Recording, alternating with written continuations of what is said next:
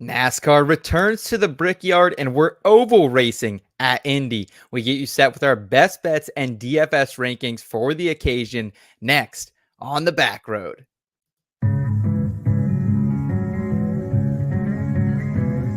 It's a non-points race, but it is a short race. Checker flag. Let's roll this race. Two from the States.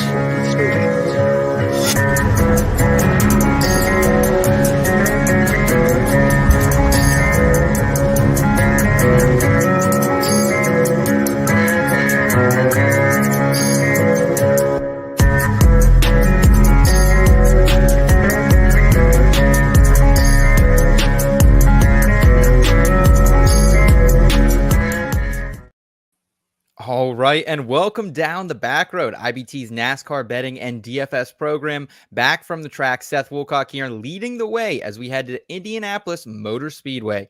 And tonight, I'm joined by one of the newest members of IBT, NASCAR betting Brody, Long Island legend, keeping it cool, keeping it goal, Tino Pattigno the third. How we doing, Tino?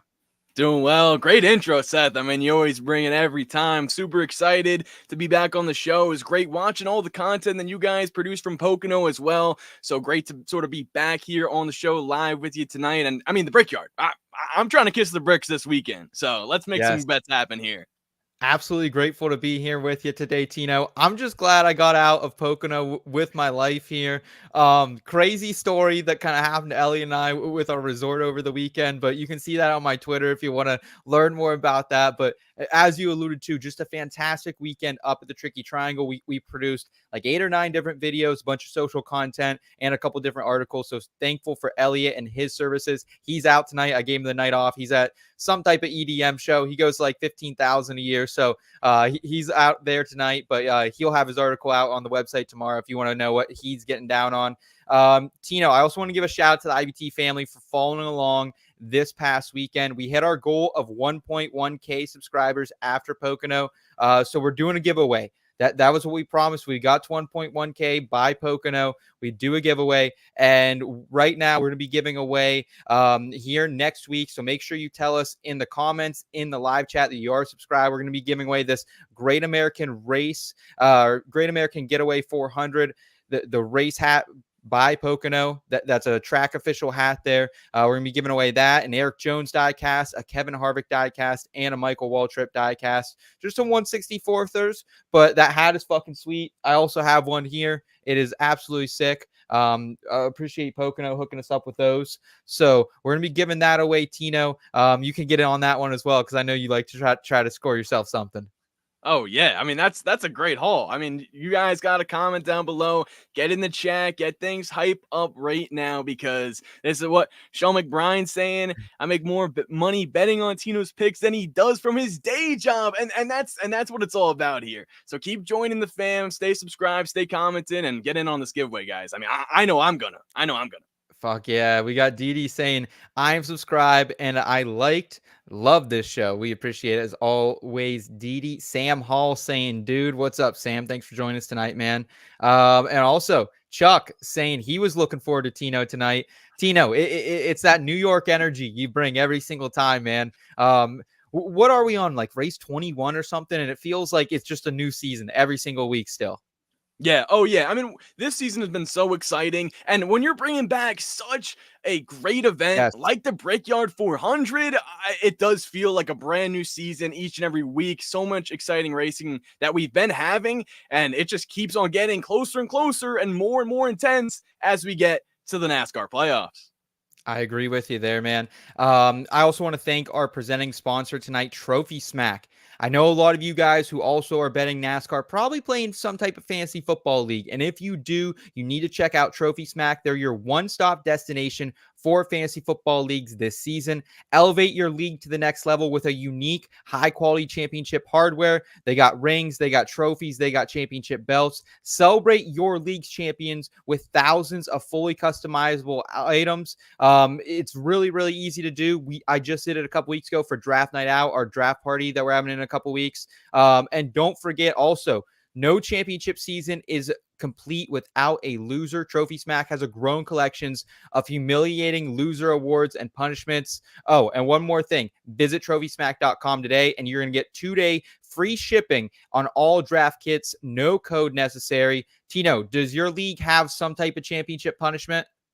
Oh yeah, well, I actually got a great story about one of my buddies who he's going through the ringer right now. For the last 3 years, he's not able to finish his challenge in Oh, his league no. that he's doing. Yeah, pretty bad. And they keep making him try it over and over again.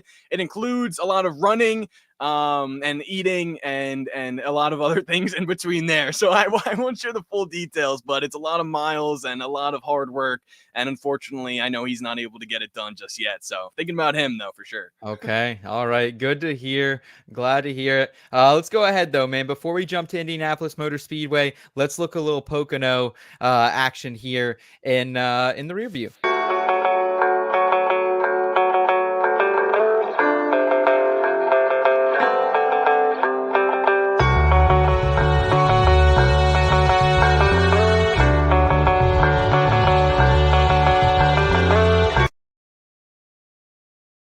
All right, we got Didi and Chuck both telling us our donations are not on. I don't know what the hell is going on here. We just had to do a new verification process for YouTube, so I'll try to fix that during one of the breaks. But we appreciate whether you guys are going to donate or not. We just appreciate your presence here. So thank you for tuning in. And as we alluded to, Tino, really fun time up there in Pocono in the truck race. It was Heim time once again. He snagged his 5th win of the season, beats the rain out. And then on Saturday in the Xfinity Series race, Cole Custer gets his first win of the season after battling late with Justin Allgaier, the Gator. So great action there on Saturday night. And then Sunday, man, Ryan Blaney, he outlasted Denny Hamlin and company, making it 4 of the last 7 races for Team Penske in that stable. How are we feeling? What are the biggest takeaways from you from a betting perspective? Well, from a betting perspective, it's always trust on Blaney when I think it's gonna be Blaney. Because last weekend we hit big, a 14-1 winner. I even saw some people coming up to me saying they got 16-1 for him last weekend there. Wow. Yeah, really huge for Blaney in that department, and really big for me also for my bank account. So I will definitely take a Blaney winner. What I've really noticed about him this season is when he is dominant, when he does have the car that, in practice you can sort of see the speed and at tracks comparable. I knew he would have a shot at Pocono because of Iowa, right? Comparable track in terms of flatness and everything like that. I also saw the signs. Blaney won at Pocono, his first career victory. Could he do it up here again? And I did think he was going to. He ends up doing it, which was nice to see. From another standpoint, I also had Tyler Reddick for a top 5. Just fell short at 6 there, but that's important to note because I feel like Reddick has been very close. Especially at that racetrack in Pocono, 2 second-place finishes back-to-back there, and it's been a strong season for him recently, finishing 3rd at Nashville, 2nd at Chicago, and then, 6th place last weekend. So Reddick is a driver that I'm really kind of keeping my eye on because I feel like he may be due for victory coming up soon here. So programming note on that note as well, we're going to be doing our Cup Series updated future show on Monday. Rod will be joining me as well as Elliott. And I'm just going to preview it a little bit. Tyler Reddick is a guy I was deeply considering. He's like 15-1 to win the championship right now. And he's on a fucking heater, Tino. As you just said, man, absolutely heater coming into Indianapolis here. I think it's something like he's 3rd in the points. He has the most top 10s in the garage right now. So Tyler Reddick, I like the call out there. And hey, congrats to you on the Ryan Blaney outright. I don't know why I didn't have him on my radar more. It was really practice. I got to hang out with Full Tank Phil during practice. We were chopping it up a little bit, and I was really surprised to see the speed that Ryan Blaney had. And I was like, damn, did I miss something? And Ellie and I even did kind of a little bit of a story about can Ford get back to victory lane. They hadn't won at Pocono since 2020. And before that, it was 2017 when Blaney did it. So, yeah, Ryan Blaney's been on a freaking heater. And how do you feel about Denny Hamlin after this race, Tino? Because he doesn't get back in victory lane, but it was some refreshing speed we've seen out of this number 11 team on arguably his best track. So he doesn't get the win. I fell short in the outright, still cashed the top 3 for just about a 2-to-1 price. So I was happy about that. But it really felt like to me it was just kind of a strategy call for him to stay out there at one of the end of the stages rather than pit. And Blaney kind of ended up short pitting him, and Hamlin never got back to the front row on a restart.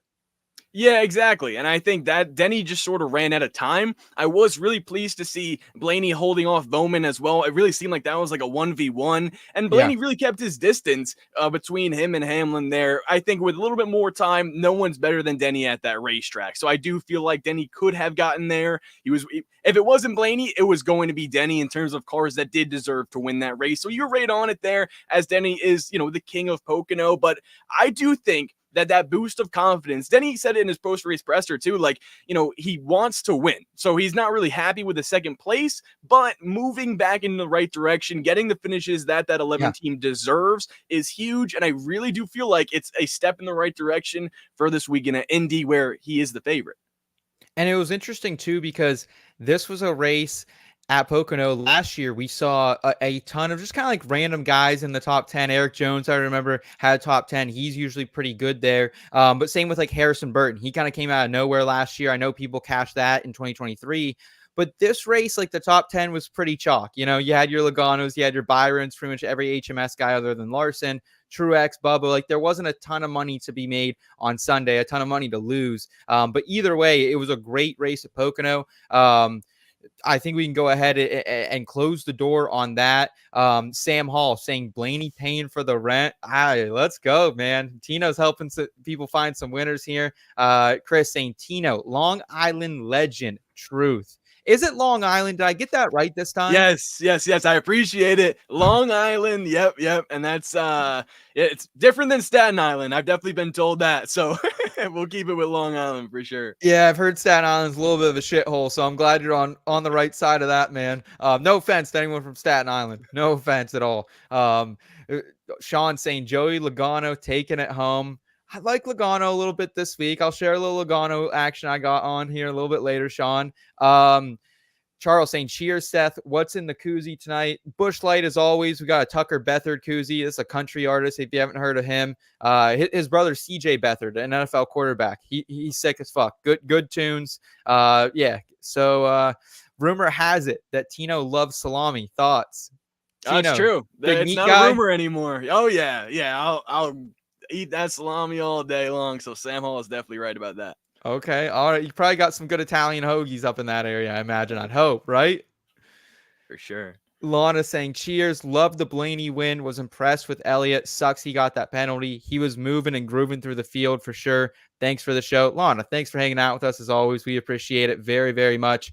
And you're right, man. Chase Elliott did have probably one of the best cars. He was one of the guys who was able to move throughout the pack. Really, him and Hamlin felt like they were able to charge up through the field. So good shout out there, Lana. We didn't talk much about Chase, so appreciate that. One more thing I want to talk about before we get to Indy.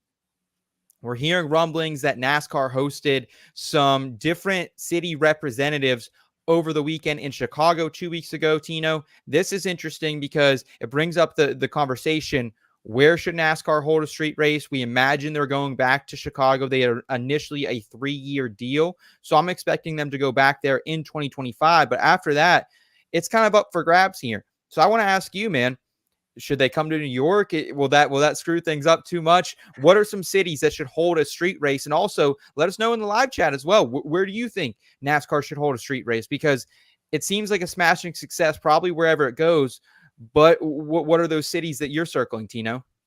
Well, I think that's a great point. I think as this is definitely an event they should keep doing. I love the way that the Chicago street race layout has been with the Xfinity race, concerts after, really introduced the NASCAR Cup drivers to a bunch of people in the concert field there at Chicago that had never been to a NASCAR race before. So I love that the way that they are, planning this out and have done it thus far. I would love to see dry weather, no more rain next time we go on the street course as well. But if I had to pick one spot, bring it to New York City. Why not? That would be a home race for me. Could ride up over there, take the trains, check out the cars on the streets. It would be there or Miami. I feel like with those two spots, I would love to see some NASCAR Cup Series race in action at. Okay. All right. In the chat, we got Charles saying bring a street race to Atlanta. That's not a bad idea, Chuck. I know you're you're hoping for the hometown race too. They already hit that market though. I think they're looking for like a new market they can maybe go to. Sam saying bring it to Manchester. I imagine Sam saying Manchester, England here. Potentially. Is there a Manchester in the U.S. at all that I'm missing, Tino? I believe there's one in like the New Hampshire area. I Okay. would guess there. Okay. Yeah, Okay. yeah. That would be a good one. That'd be a good one. Even a London or a Manchester, England one would be pretty lit as well. Charles saying Detroit would be legit. Dirt Road, Enterprise, Kansas. Love it, Kush. Love it. Didi saying Miami for sure. I'm going to throw one out there, and it's not just because I'm biased, but what about Pittsburgh? That's a market that we really don't tap Ooh. because when you think about it, they got Eldora out there in Ohio that does get some truck action here and there. But really, Pittsburgh's 5 hours from Pocono. It's about, I would say, 4.5, 5 hours at least from Watkins Glen as well. And then you have all of Ohio, northern West Virginia, not that far from the Maryland border as well. So I think Pittsburgh, they have the point down there, right there close to Heinz Field. They have Market Square they could go through as well. I think Pittsburgh would be a good one. And also one that I'm also kind of thinking, what about Denver? I think Colorado is one we don't really hit too often. We don't really think about that, or like Salt Lake City even potentially. I think something kind of in that further Midwest region could be interesting, Tino. We know back in the day there were a couple shops out there, race shops in Denver. So a little mile high action for you, a little Steel City sandwich for you maybe? I like that. It sounds good. Charles in the chat too saying street race to Nashville. I love that idea because I feel like that could be a really good event. I mean, we see these cars for the Nashville NASCAR awards and everything like that, and how the people really show out and support that. I mean, to make it a racetrack during prime time where everyone's out at the bars in the downtown area, everything like that. I think that could be a play because they already do the awards there. Bring NASCAR there for the full effect. Give us a street race at Nashville. Let's do it. All I'll say is if we go to Nashville for a street race, me, you, and Ellie are posting up on a rooftop bar, getting our binoculars out, and that's where we're going to be watching one of those. Good call out there. Good call out there for sure. Let's go ahead, though, Tino. Let's preview Indianapolis here. The first time we'll be on the oval since 2020. Let's take a look here in the Horizon forecast. Hey, Michael, it was only 20% chance of rain. I think we got all 20.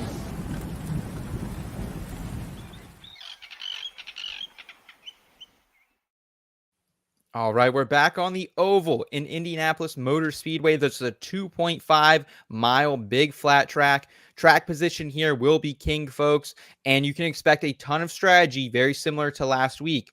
We haven't raced this track since 2020, so at least in my handicapping, Tino, I didn't put a ton of emphasis on past Indianapolis performances. Really, I was looking at our primary comp track of Pocono. Ellie and I probably asked, I would probably say 4 or 5 different drivers last week if Pocono does translate to Indianapolis here. And most of them say it does, especially that sweeping turn 1. We also do have kind of our secondary comp of Michigan, more from a horsepower perspective. But I asked McNasty, I said, Michigan, Indianapolis, what is the closest comp to Pocono? And he definitely said Indy. Michigan, he was a little hesitant to really compare that as a comp track. So what did you weigh in your handicapping this week? Did you go as heavy on Pocono as I did?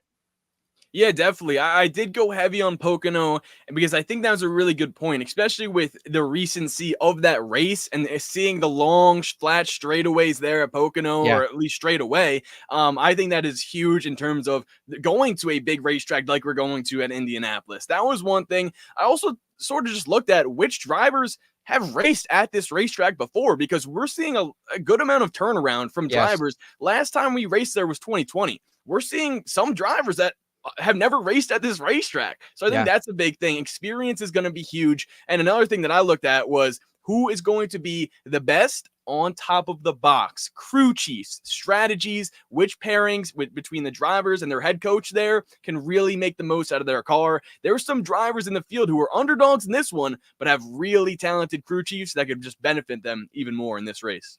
It felt like, especially in the lower series last week at Pocono, that if you had a bad team, if you had maybe a pit crew chief who wasn't calling the best race, you kind of really got fucked.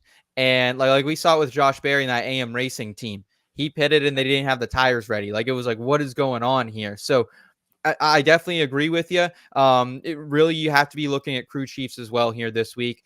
Let's look at the schedule here. Kind of a wonky schedule. We actually have a afternoon practice tomorrow for the Cup Series, 2:35 p.m. Eastern time. So if you're getting down on bets tonight, I highly recommend Thursday. Like, this is a race, I will say, though, at the same time, while I have a couple bets I'm down early and I'm very confident in, this is my smallest card I've probably had all season, just because I'm not sure what truly to expect. While we do have Pocono as a great comp, and we can lean on that, like, the books also fucking cooked us a little bit this week. Let's be honest. Like, there's not a ton of value out there, I didn't think, this week. 8:30 p.m. Eastern time on Friday. That's going to be the truck race, the TSport 200. That's actually going to be at Lucas Oil Indianapolis Race Park, IRP better known as. So we'll talk about that later, but totally different handicapping. You kind of have to factor into that race. Saturday, Cup qualifying, 1:05 p.m. Eastern time. Xfinity race, the Penzoil 250 will be 3:30 p.m. Eastern time. And then the Cup race, Brickyard 400, it's back, baby, 2:30 p.m. on Sunday. Lap 50, lap 100, and lap 160 are those stage breaks there. And to end the race, Tino, is this a race that you're going to be interested in betting live? Because that's where I have a lot of my unit allocation kind of saved to potentially bet live or after practice and qualifying this weekend, especially since we have that nice gap in between the two. I think that's definitely a smart play and a strategy move for sure. With how long the race is, I feel like it gives you more time than some other races on the schedule to get those live bets in, to potentially see who's fast and who's not. I think for me personally, I'll probably be going with waiting towards after practice and qualifying to really sort of solidify my betting card there. I do like to bet live at times, but honestly, I do also feel like it could be more stressful in the moment to put a bet down, and the odds are changing frequently too, lap by lap, even second by second, if a driver's passing another and so forth. So to me, I really would want to have it hammered down personally after practice and qualifying. That way I can really get a good gauge on the drivers I do think are going to be fast, and we'll talk about in this one to see if they really are. Okay. Yeah, and something to keep in mind too, we've been talking about the last couple of weeks, is chasing those cash outs. And last week I had a 90-1 ticket on Josh Berry. He got out in front there. I waited as long as I could, but right before Hamlin passed him, and I cashed out at a 2-1 profit. So something like that could be in the cards for you as well. I saw 31-1 on Alex Bowman. I haven't bet it yet over on FanDuel, but I'm thinking about it. So keep that in mind. All the generous gifts tonight. Thank you so much, Didi, for the $50 super sticker. We greatly, greatly appreciate you as always. You're gonna have a line item in your budget sometime, Didi. It has to be IBT super chats, because every single week she's coming in and dropping the hammer. We appreciate it so much. And then Charles as well, dropping in $19.99 super sticker. I like Charles's donations as well, because they're always the nice $19.99 or $9.99. It's like like you don't see that much anymore. I kind of think of like the flat price, but I appreciate the, you holding on to that 1 cent, Charles. I really do, man. Chris saying, would love to hear you guys talk about Fox versus NBC broadcast. I don't think we need to. I don't think that's even a conversation, right? Like, what is there to say other than NBC, Steve Letarte, and the boys are fucking awesome?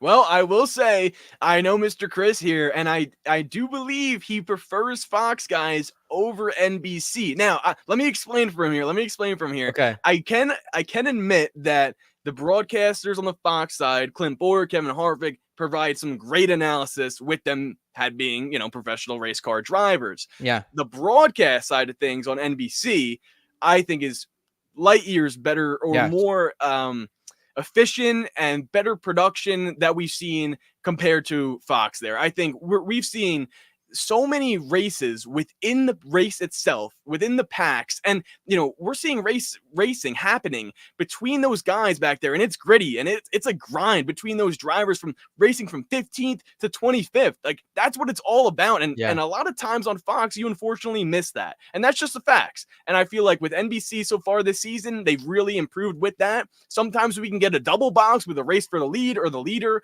and a couple other drivers in there as well racing for position. I think that's where NBC has separated themselves from the rest. All the analysts do a great job. I love Letarte and the boys, like you said, but I do think Boyer brings a little bit more excitement to the booth as well. And Harvick's been killing it this season, or did kill it this season as well with Fox. So I do see the comparisons there. If I had to choose one, I'd go NBC. Yeah. Hey, that's a good point, man. That's a good point there. And Chris, if you do feel that type of way about Fox, good on you, man. You're definitely in the minority, but I think I'm with you. It's just the more angles like wider shots. You get multiple boxes, seeing different things happen throughout the race. So yeah, I'm there with you, man. I definitely think over the off season we'll have some fun shows like that when we can debate some different things.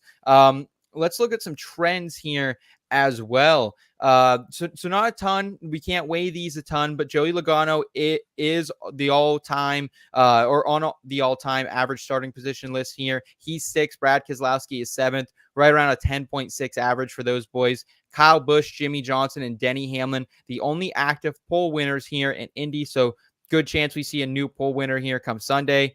I think that kind of just alludes to what you said earlier in the show. Like, hey, we have a lot of turnover right now in the Cup Series. Not a lot of these guys have raced on the oval in the Cup Series. Active winners for this racetrack: Jimmy Johnson, bang, bang. Jimmy Johnson, 7-time back in here. He has 4 of them. Kyle Busch has 2. Brad Keselowski has 1.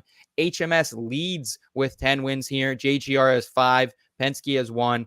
And pretty interesting here. Winners come from the front row 26% of the time, which that's a pretty high number. Like 8% higher than what we saw at Pocono, our comp track. But outside the top 10, people win 37% of the time. So if your guy does stink it up in practice and qualifying, there's a better chance that he could win the race, about a 7% better chance than at Pocono. So just kind of something interesting. I thought, like, the front row is very strong, but also you do get some fuckery that can happen in this race. It's a longer race as well. And to round us out, last trend here, name we'll say a couple times tonight. I think Joey Logano leads all-time active finishing positions here in this race. Indianapolis, 10.883 in 12 starts. So any Logano love for you? I know I'm foreshadowing a little bit here, but he's come up a couple times in these trends, Tino. I think we definitely need to keep an eye on him with the trends. I think that's a huge point. I think with there being any trends to even look at in this race, it's definitely something we have to consider. Hey, even Jimmy Johnson, he's got 4 wins at this racetrack. He'll be racing this weekend. I know maybe, you don't want to, throw too much on him and legacy there, which is fine. But if the trend is trending with anything in terms of Indy this weekend, that's definitely something I want to look at, just because it's been so long since we raced here. We got a brand new next-gen car. Yeah. We don't know too much about how that's going to affect the racing action. So if there is any data we can go off of, I'm definitely going to use it to our advantage in this one. Agreed with you there. And we heard a couple different drivers talking about it last weekend at the track. This is one of those races that really does mean something for Team Penske. The captain, Roger Penske, this is his home track. I think these boys are going to get up for it, especially now it's the Brickyard. So I haven't looked at Team Penske's number overall, but might be something to potentially look at if you like Blaney, if you like Logano this week. And let's round out our handicapping preview here with our Asterisk Mark Driver of the Week presented by iFantasyRace.com. No true Asterisk Mark report this week on the website, just because we haven't had data since 2020. However, we kind of can build a little bit of an Asterisk Mark report from Pocono. Last week, we were really heavy on Ty Gibbs. He was 5th in the total speed rankings. Last week, he won the pole, but he finished 27th, blew up there. Really cool shot by actually NBC that they caught there of kind of how the car blew out. And like sometimes you hear like, oh, we got fluid on the racetrack. And you're like, oh, that's a load of shit. That's a crock of shit. And no, there was like legitimately a shit ton of fluid on the racetrack last week, Tino. So any thoughts on that and NBC's production of that? And also Ty Gibbs this week. He's not someone I'm on currently, but I'm not fading him in any perspective because I know he'll have speed in that car. Whether he can get the finish or not is a different story. Definitely. I thought that was a great camera shot. And exactly, I'm glad we talked about the Fox versus NBC, because that is a huge camera shot that NBC showed. I never seen anything like that. And to see like what was happening with Ty Gibbs' car at that point was really cool, because then it gave us, some insight to actually look and see what's happening with the car and understand a little bit more about how these things work, if we didn't already. So definitely agree from that standpoint in the camera shot, but I don't know if Ty Gibbs could do it for me at any sort of point on my card this weekend. Okay. With him, I definitely think he'll have speed. He's racing in Joe Gibbs, 54 car like usual. I know that he will have speed. Can he put a full race together? Haven't seen it yet this season. Like, and Pocono is a prime example of that. He was, like he's fast, and then ultimately he just couldn't, problems with the car and everything like that. But I mean, throughout this season, that's been the case for him, and he showed flashes. I do believe he's capable of winning, but hold on now. The Brickyard 400, that is not for the inexperienced. I definitely don't think it'll be a easy day for him, to say the least. Okay, I like it. Miami Mike also adding NBC has way better analysis. Yeah, you get more of the crew chief, like former driver from Jeff Burton as well. But like Tino said, you do kind of get those drivers fresher out of the car in Harvick and Clinton as well. Another $50 super chat from Didi. Thank you so much, Didi. We greatly appreciate it. Helps us get back to the track as much as we can. Chris also saying, wow, I enjoyed Boyer and crew. Larry Mack is awesome. I would love to have a beer with Boyer. Yeah, same here. Same here. We got Bob hanging out with us tonight. What's up, Bob? Good to see you as always, buddy. And then Chuck saying, have we seen similar data in years past from Pocono and Indy? While it may be a comp track, are we seeing the same cream rise to top in past years? You got something on Steam? I am so glad he said that. So I brought with me here today a couple of notes. And the first one I'm going to read off here is the 2020 results, the top 11, Ooh. but 5 key drivers. That is going to answer this question for you here, Charles. So Brad Keselowski finished 4th, Tyler Reddick, Bubba Wallace, Joey Logano, and Chase Elliott. These 5 drivers, what do they have in common with, all finishing inside the top 11 the last time these Cup cars raced at Indy in 2020? Well, the answer is at Pocono last weekend, those same 5 drivers in Brad Keselowski, Joey Logano, Bubba Wallace, Chase Elliott, and Tyler Reddick finished inside the top 10 at Pocono last weekend. So I honestly do believe, with seeing the comparisons and the flat racetrack, the speed brought to Pocono, especially on that front stretch, I do believe that we will see some of these drivers rise back to the top. I mean, with the 5, like I just mentioned right there, those are the guys I'm keying in on this weekend, because I do believe that with seeing back in 2020, they all finished inside the top 11. Crazy. And then last weekend, they all finished inside the top 10. That was something really cool that I found, and great question. I hope that answers it for you. Yeah, think about how many even of those drivers were with totally different teams at that point in their career as well. So really great shout out there. The chat's loving it for sure. Lana's saying she agrees. Chris saying, Tino, you're killing me. Yeah, Tino's got those props as always, man. All right, let's go ahead though. Let's actually start throwing some bets out here in a little parking garage props.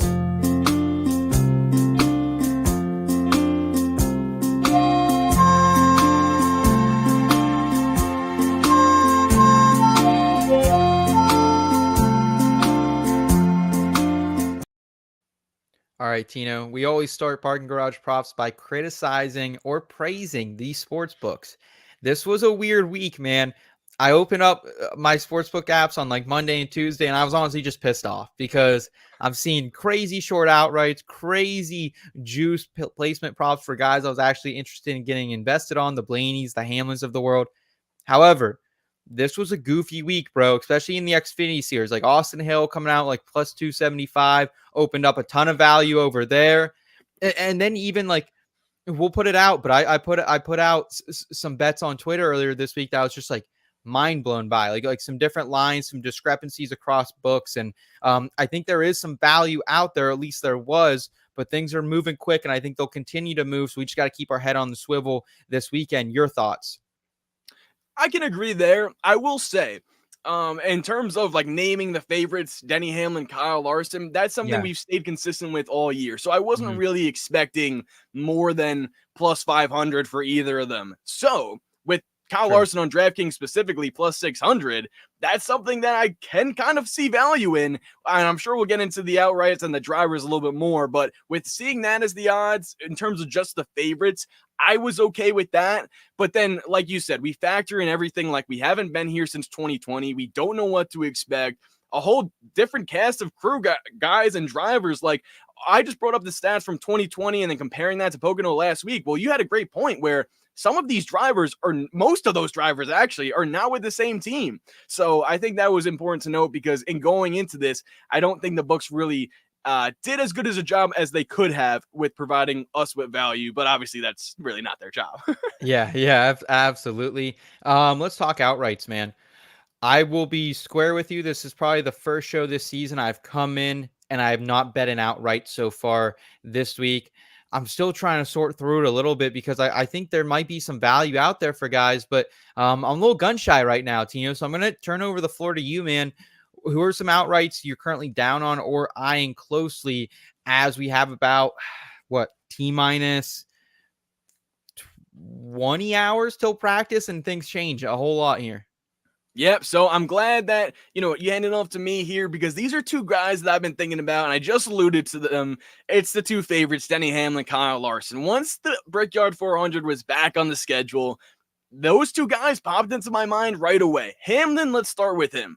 The last time we raced here, he was in position to win the race. He's never won here at the Brickyard 400, and he was dominating that race. He's been leading up front, in recent Brickyards as well, but this looked like he had it in the bag, blew a tire, slammed into the wall, and to me, I think that's something Denny remembers and Denny wants to capitalize on, and especially with how outspoken he has been for the sport in a good way, in his own podcast and social media platforms as well.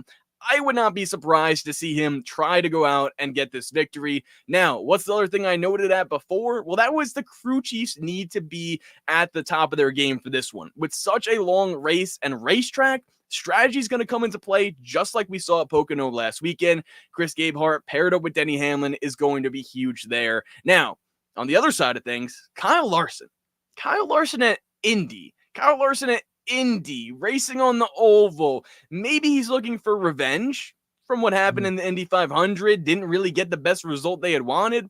But the main thing that sticks out to me here is Kyle Larson must have hundreds, if not thousands, of practice laps at this exact racetrack from him trying to prepare to race in the Indy 500 earlier this year. I think that's got to bode well for him coming into the Cup car this weekend. Obviously, they're two completely different vehicles, but it's the same racetrack. And I feel like he's been the driver that's been around it the most in the oval because we just stopped racing there for the last few years here. So with Kyle Larson's experience and preparation at this racetrack and Cliff Daniels on the box as well, I believe it's going to be a Larson-Hamlin battle at Indy this weekend. It's interesting. I don't know why I didn't factor in his Indianapolis 500 experience from earlier this year. I don't know why I didn't. Obviously, totally different car, but like there's a comfortability I feel like he'll have on the oval that maybe some of these other guys who haven't had it. And I think the good point on Denny Hamlin is not only is he great at Pocono, I'll talk about him later. Not only is he great at Indianapolis, usually he also had a tire test here earlier this season as well. So a little more laps never hurts anybody, I think. So I will say Denny Hamlin 5-1, I think is a very fair price at FanDuel. If you want to get back invested with him, that's the exact price I had him last week at Pocono. So if I was going to take him at Pocono, if I want to get hurt again, going back in at 5-1 might be something I do. I also think Ryan Blaney 10-1 at FanDuel is not a bad price. He's like plus 750 at DraftKings at Caesars. So a 10-1 at FanDuel feels pretty fair for me for the guy who just had arguably a top 3 car, ended up winning last week at Pocono. Some of that was strategy. We need to keep that in mind. So I don't hate that. And then as I alluded to earlier in the show, 31-1 for Alex Bowman at FanDuel. I think if you can watch the race live, that's one you can maybe cash out at some point. So I'll talk more about both those drivers a little bit later. Nothing else from an outright perspective that has you appetized right now, Tino? Well, I'm still a little bit hungry here. There are some drivers that give us some value in this one. I think the biggest one that stands out to me is something that Alfred also dropped in the chat, and that's William Byron. 10-1 up for him on DraftKings, even better, 12-1 for Byron, wherever Alfred was able to find that one. To me, I think this is huge. Now, this isn't really something where we can point to Byron having success at the Comtrex and really have that data pulled over for this one. What just stands out to me is the fact that I've been calling William Byron big time Byron. Wins the Daytona 500. Wins 300th race for Hendrick Motorsports last year at Texas. Wins 40th anniversary race for Hendrick Motorsports at Martinsville earlier this year. I just feel like when it matters most, he comes through in the clutch. So Brickyard, big time Byron, he's a driver that I'm definitely looking at, especially with the Hendrick Motorsports' really good success at this racetrack as well. That is not a number where I am willing to pass up on, and I do believe it'll be cut down. To me, for the most closing line value, I would believe to see this weekend, it would be on William Byron. Maybe he goes out and wins the pole, even qualifies top 5. The books will get in mind. They will see those trends happening. I think this 10-1 number could be cut down. Maybe 7-1, 8-1, not too much. Maybe it's worth it for you guys if you do want to wait till after to really be sure and have that reassurance just to know he is fast. But I believe he's going to be, as he has so far at other racetracks this season. And, in terms of guys with more value too, one that has a little bit more than the favorites, but he's right up there with them, Brad Keselowski. Yeah. Brad Keselowski, I feel like every time we raced here, he's been a driver up towards the front. Those were his Penske days as well. But hey, RFK's been fast so far this season. I believe Penske would hopefully have an edge with their owner, owning the racetrack. But I feel like that's just another driver in terms of outrights. Brad Keselowski came to the top of my mind as well. Yeah, I like both those calls. Brad Keselowski last week, 3rd in the total speed rankings at Pocono. I think that matters. And also on the topic of William Byron, finished 4th last week at Pocono, had a good run in the Xfinity series as well, made his way up to 3rd. So don't hate either one of those call outs.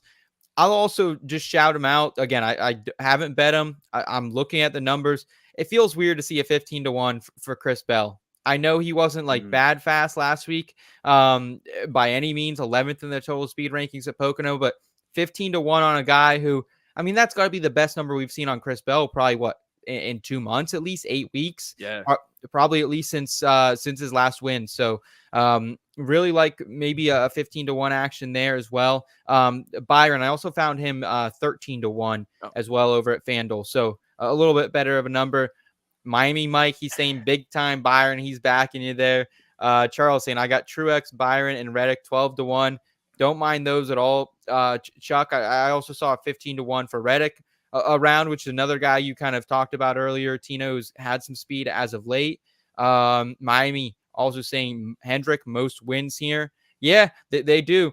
Penske only has 1 win here. I thought that was kind of surprising, that it is the home of the captain and doesn't have a ton of wins here.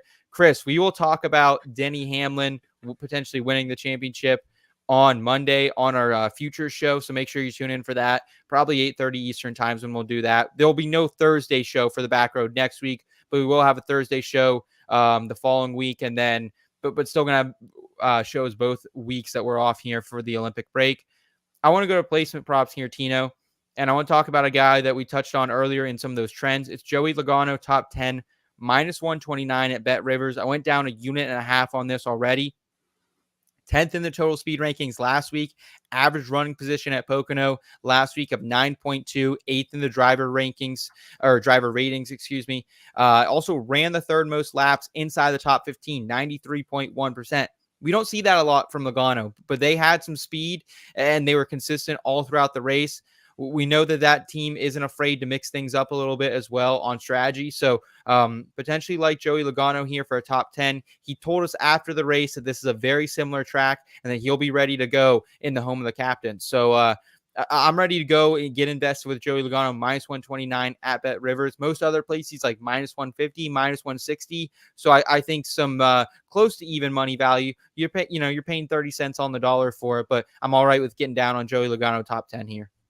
Yeah, definitely agree. I think if there was a track where he's supposed to get one, it would be here based off everything, like we said, the trends happening too. And I do believe, especially with a good run at Pocono, right?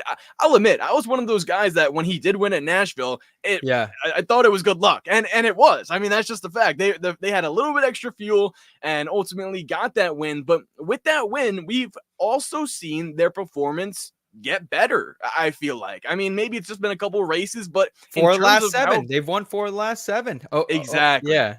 Exactly. And I feel like that, it's all the Fords, it's that team, it's Joey Logano, it's everyone from Team Penske has stepped up. And honestly, I wouldn't be surprised to see even Austin Cindric have a good run this weekend. I just feel like he's a driver that really understands the magnitude of being here at the Brickyard and wants to do well. I feel like that's just something I've seen out of him and heard out of his mouth, and talking about how much this racetrack does matter. And I could see everyone from Team Penske stepping up this weekend.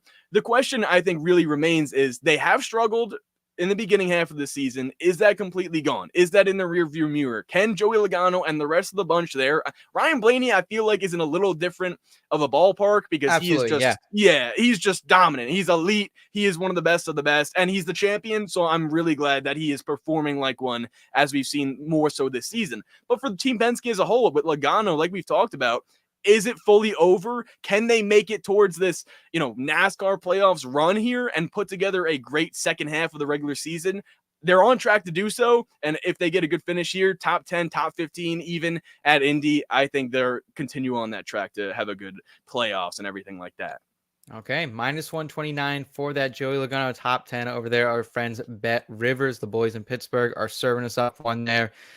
What else do you like for placement props? That's my only one I have down for the Cup Series. Is there something else you're eyeballing? I know you've been heavy. It seems like every week it's like a Bubba Wallace top 10 bet coming on Tino's card that I see rolling off Twitter. You going back to the well here at the number 23 card, my friend? Hey, I mean, honestly, I think you sold me right there. He was a driver I was considering, and he's plus 100 in this one, so I don't necessarily love the value for how they've been running and the bad luck they've also run into, but Bubba knows they need to turn things around right now if they're going to make the NASCAR playoffs. I mean, they did also get a little bit lucky with Chastain last weekend, him having a problem with his car, and Bubba did capitalize with a top 10 finish. But last time they raced here at Indy, 9th place finish for Bubba Wallace. So with that being said, and his result last weekend at Pocono being a top 10, finished in 10th, it would be a safe bet in my eyes to bet him top 10 here at plus 100. You're getting plus money for it. So I do feel, and that's on DraftKings specifically, I do feel like that is worth it for him. And I do think the Toyotas will be fast there. So I could see Bubba Wallace. But another driver I wanted to get your take on is a driver that the last time we raced at this racetrack on the oval in 2020, his crew chief won the race. So I'm talking about Josh Berry. Josh Berry for a top 10 at plus 160. Now, I know you're thinking maybe this is a little too aggressive. Josh Berry, this isn't really his style of racetrack. For sure. But we're talking strategy. We're talking crew chiefs. We're talking Rodney Childers, who won this race with Kevin Harvick. Strategy is going to be so important here. We talked about that. And another thing I want to know, too, is this is a flat track. Josh Berry made it to the final round of qualifying last week in Pocono. Had there not been an issue with their car, he might have had a strong day, might have had a top 10 finish there. And we've seen him be fast at tracks like Iowa, bringing the strong speeds there as well. What do you think about Josh Berry and the crew chief pairing? Does that launch him into a top 10 in this one? So I liked Berry a lot last week. I was on the top 10. I was on the long shot outright for him, and we saw him lead laps, and we saw him kind of get off to a different strategy, so we could very much see that. Still, at the end of the day, he was like a mid-teens car. I think he put himself up there. I just want to get paid a little more. Like plus 210 is what I'm seeing for him at FanDuel. I could consider that, but really, like for me, I think I need a closer to 3-1. I think I need closer to 3-1 on Berry, but your argument is valid. Your argument is very valid, especially with Rodney Childers in that camp. These guys are not going to turn it off. They're going to keep hunting for that first win for Josh Berry. So with you there, here from the chat, Bob saying we did not like the 23 or the 48 to both be top 10 last week. Have we changed our mind this week? I think Bob might have shouted out this parlay for us, and we struck it down. Yeah. Hey, man, I'll take the pie on my face. That was a good bet after all. Sometimes with those parlays, it's a little bit risky, so I think that's why we were kind of off it. Like it wasn't like that we didn't like Bubba and we didn't like Bowman. I had a lot of Bubba in DFS.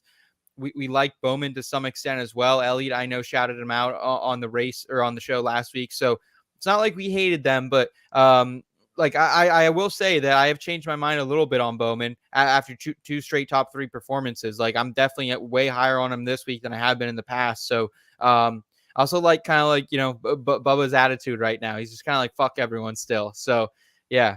FYI, Chuck saying top 10 for Bubba, plus 130 on Bovada. Yeah, that's a good number. I think that's right where he is on FanDuel and potentially Bet Rivers as well.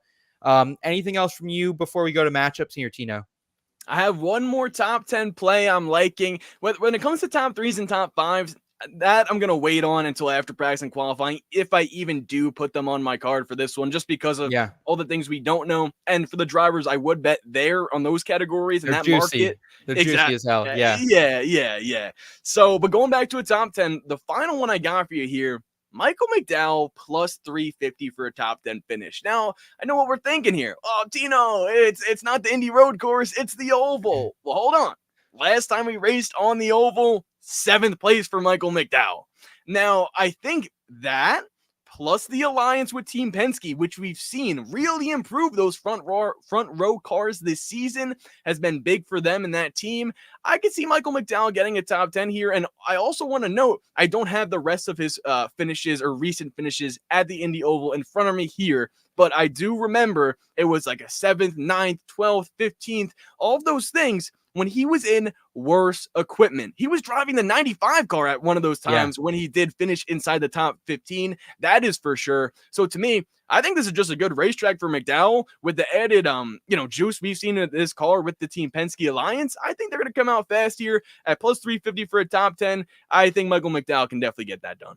Love it. Love it. We actually told him about the McNasty nickname last week, and he just said, guys, that's awesome. So I think we caught him a little off guard there, but he had gunk on the car as a sponsor, so we had to throw it out for him.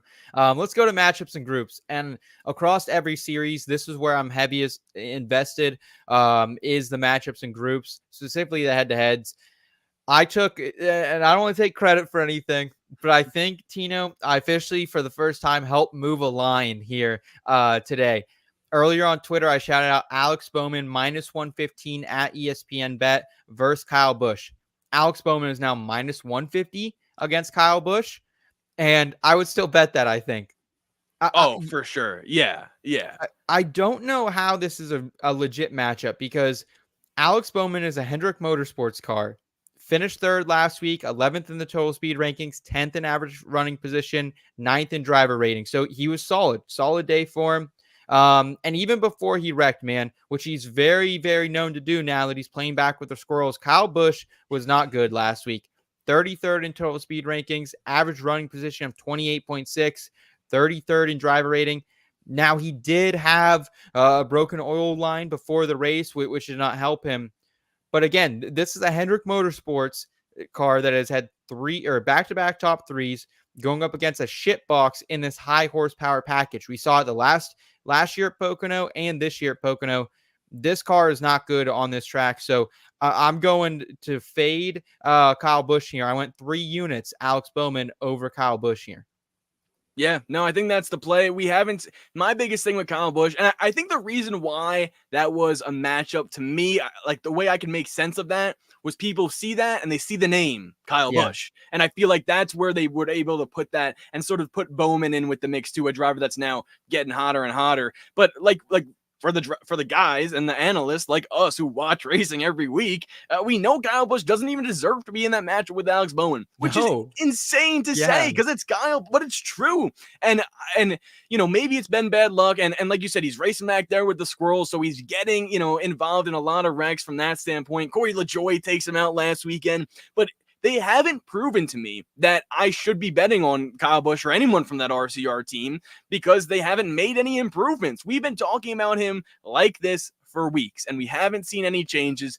If anything, Miami Mike before mentioned how crucial it was to have tire tests. Well, at the tire test, Kyle Busch spun out and he hit the wall here. So to me, it's like, okay, if that's going to be any indication, I don't think they're going to have a good day. Now, he is one of the, better drivers at this racetrack, has more experience than others, but still, I would rather take Bowman, it seems to be getting hot, a lot less pressure on him after he got that win. I think Bowman could be, on a good streak here, and Kyle Busch is the guy that stands in the way. Yeah, I'll go Bowman. Yeah, I'll fade Kyle Busch where I can. Like I saw him against Josh Berry, which I probably just wouldn't touch. Like I still think Berry's probably the play there. But yeah, didn't love that. But do love fading Busch. Chuck has one. Busch versus Chastain matchup over on Bovada, both at minus 115. Who you got and how many units? I would go Chastain. But honestly, his speed was pretty disappointing last week as well. Tino, like I would probably I would bet this, but I think I would bet a unit, maybe a half a unit on this. Like I'm not hammering this one. because I was honestly just a little disappointed. I had Trackhouse in a matchup against RCR last week, and goddamn, I thought Austin Dillon was going to beat me for a minute, but thankfully Daniel Suarez pulled it out. But Suarez had more speed than Chastain at times last week, and once again, Chastain got himself into trouble as well. Yeah, and that's like, for me personally, I'm not touching this matchup. This matchup seems like trouble. Like this is like squirrel on squirrel right now action. I do believe Someone's going to wreck. Yeah. If it's not Chastain wrecking, it's going to be Busch. I just feel like that's the trends we're seeing with those two drivers, Chastain and Trackhouse. I mean, yes, Daniel Suarez the win, but I haven't seen the same performance out of them that we have seen in years past with the next gen car. Like they really came out to a hot start. It seemed like the field kind of caught up to them, if you will, and they haven't really had that much success. A couple wins last year too to note, but sure, at least this season, Chastain hasn't really shown, like he's been a top 5 highest to top 12 driver each week. Hey, that's consistent, but it won't get you in the NASCAR playoffs. The way he's racing right now, I don't think consistency is going to do it for him. I do believe he's going to have to win. We could see a potential underdog upset winner there, and I just think Chastain, the way they're running, isn't good enough. So, but this matchup, it scares me. I'm not okay. Putting no units on there for me. Yeah. I would rather invest my money in a driver that I know is going to try to get me to the finish here, Chuck. I think that's the thing with me. So don't mind the shout out though, either way there. Let's go ahead though. Let's keep with the matchups and groups. Anything that you found of interest, Tino? There's one I'm looking at here that I want to get your take on, and it's interesting to me because Martin Truex Jr., he's 14-1 to win outright. That is a driver that I thought about just because of the value. Recent weeks, we've seen him plus 800, plus 1100 there for Martin Truex Jr. to get back to victory lane. It's been a little bit. I was on the MTJ train heavy in the month of May. You and Elliott both, yeah. yeah. I thought he was really going to break through. They were racing, a lot better, but just never happened. I kind of switched over to Tyler Reddick. He kept finishing in second and third for me too. But my point is, with Martin Truex Jr. in this matchup with Ryan Blaney, he's plus 110. Now, Blaney, I do believe, his win last weekend could definitely be, transferred over a little bit in terms of data and how good the car was to this weekend at the Brickyard. We talked about Team Penske. We did hype him up. But seeing plus money for MTJ in this matchup that is winnable for him, that's the thing that gets me nervous because I want to bet this, and I think I want to bet it a little bit bigger. But what are your thoughts on this matchup here? Because MTJ has let us down. That's why I kind of alluded to the context there with the MTJ train, because he's let us down before. Is this a track with JGR's success they can break through at? Oh man, that's a loaded ass question, Tino. But I appreciate nonetheless because it does, let me check my bias at the door. My bias at the door the last month since we've heard MTJ was retiring is to fade him just because I don't think he's all in. And not that I faded him, like bet against him, but I just haven't been betting on him. I do feel similar this week as well. He is second in the next gen big track total speed rankings, which is mostly Pocono stacks kind of coming at us, but I just can't go against Ryan Blaney. He had that car too dialed in. Like they only had a week to change things. And I think he's still going to carry over some of that speed. So it would be a no bet for me. But if that number maybe by Sunday gets closer to 150, a 145, I wouldn't blame anyone for taking it. I understand why you would do that. For me, I'm just hands off right now. I'm just completely hands off on that. So totally understand it though. I'm going to throw out a gross one to you probably as well, because I know you're high on both these guys. But to me, I think there's a discrepancy. Denny Hamlin, minus 122 on FanDuel over Kyle Larson. And listen, hands up, I usually hate betting these like type of heavy favorites against each other. But to me, I think Larson is mispriced this week. I don't think he's going to be as good this week. And just so you guys know as well, like this at other books, like I've seen it at Caesars, I've seen it at ESPN Bet. It's like minus 165 for Hamlin, minus 145 at places. So to get minus 122 closer to even money, I think is okay. Last week at Pocono, Hamlin, number 1 in the total speed rankings, number 1 in average position, number 2 in driver rating, laps led, and laps inside the top 5 or top 15. Also, Larson, as I kind of mentioned, like uncharacteristically 13th in the total speed rankings, 13th in the average position, finished 13th on the day. Obviously, he had a bad pit stop, had to come back down pit road. But still, like, I just don't weigh super heavy that the last time we were here, Denny Hamlin was number one in the total speed rankings. I think that helps. But I'm still not like really like investing in that. It's more just what we saw at Pocono last week. Like Denny Hamlin was a top 3 car. Kyle Larson really wasn't a top 3 car. If you do want to look at the Indy stats, though, last 3 times on the oval, Hamlin, average position of 12.33, Larson, 25.0. Again, different teams at that point, at least for Larson, but I just think it's a misprice this week to have Hamlin like matched up against Larson for close to even money at minus 122. I'm willing to drink a little bit of juice there and get down on it. That's a tough one for me. I I do know. agree with yeah. See, so I do agree with everything you said on the Hamlin side of things. I do like if I were to choose, if I had to pick a driver, which is also funny because what Denny Hamlin does have going for him is something we talked about earlier this season, where he's 6-0 against Kyle Larson in 1-2 finishes. Yeah. So that's also going for Hamlin here. I think the biggest thing for me is if I had to choose one, I'm choosing Hamlin. But I just can't believe that Kyle Larson. Yeah. I do not want, and I don't like. I'll plain and simple. Like even in a matchup like this where it's it could be fun, pick one driver or the other. I can't even do it there. I can't, because even for the price that they're both coming in at, and everything in between with me putting money on Kyle Larson to win this race outright, I do think he's got a good shot. I'm not discrediting Hamlin by any means, and I know that's 2 favorites, but sometimes that's what it is. I mean, we've seen more favorites than not winning this season, and those drivers have been the likes of Denny Hamlin and Kyle Larson. So I could just see a battle between the 2 of them again here. And if that is the case, if it is a battle between Kyle Larson and Denny Hamlin, I trust you Denny. best believe no, because I think Kyle Larson will then do whatever it takes to get around Hamlin, because he's tired of hearing it. And at the Brickyard, he's looking for revenge as well. Okay. All right. We'll see what happens. I'm going to stay in my number 11 camp. I finally saw Mavis Tire. Literally, Tino, I'm sitting in like 3 hours of traffic trying to get back to the racetrack on Sunday morning, and I come across a Mavis Tire. I couldn't believe it. In the middle of fucking bumfuck nowhere, Pennsylvania, there's a Mavis Tire location. So I was like, oh, good vibes for the day. Good vibes for the day. Didn't happen, though. Anything else you have for the Cup Series before we get into the Xfinity Series? All right, I think Tino's switching out his AirPods there. So let's go ahead. Let's jump into the Xfinity Series, and I want to address one that we have right away in the chat here from Charles, saying we can't look over Quapple over Barry in Xfinity minus 115. Is this still up somewhere, Chuck? Is this still at Bavard in minus 115? And if so, I will get down on that, because I saw this earlier in the week, and I wasn't thinking clearly, and then I saw this later the next day and it was like minus 140 for Quapple over Barry. So I would potentially be interested in that as well.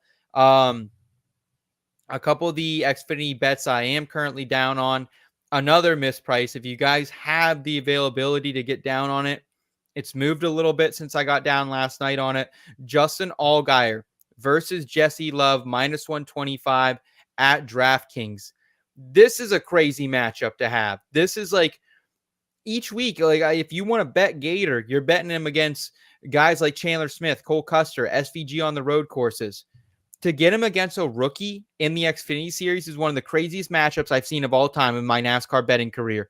Honest to God. Gator was the top 5 car all day in Pocono last week, qualified 3rd, won stage 1, 10th in stage 2. So I really, really like Justin Allgaier over Jesse Love here. And listen, I was on Love a little bit last week, like hands up. He got out, he led some laps, but started 17th, no stage points on the day. And really, he only was up there at one point because of strategy. So I'm going to fade the kid.